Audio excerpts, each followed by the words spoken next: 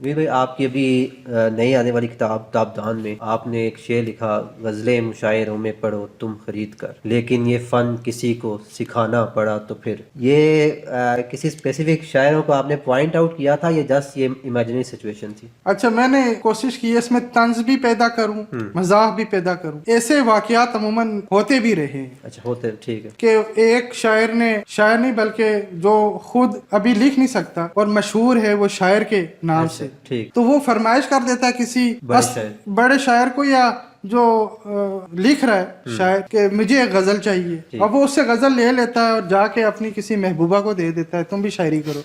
अच्छा, ठीक है, ये काम भी हो ठीक रहा है है, यहाँ पे। होते हैं ऐसे। अच्छा, ठीक लताए है। भी मशहूर हैं, सही है। कुछ तो मैंने अपनी गुनाहगार आंखों से भी देखे हुए हैं। सही है। मैं निशानदेही बिल्कुल नहीं करता, हाँ, ठीक। जो जिधर है भाई बस सीधा हो जाए, मैं कहता हूँ आप लोग चलिए, ठीक हो बड़ी जाए। मतलब आपने ये ठीक है, देखा है, ये तो इमेजिनरी सिचुएशन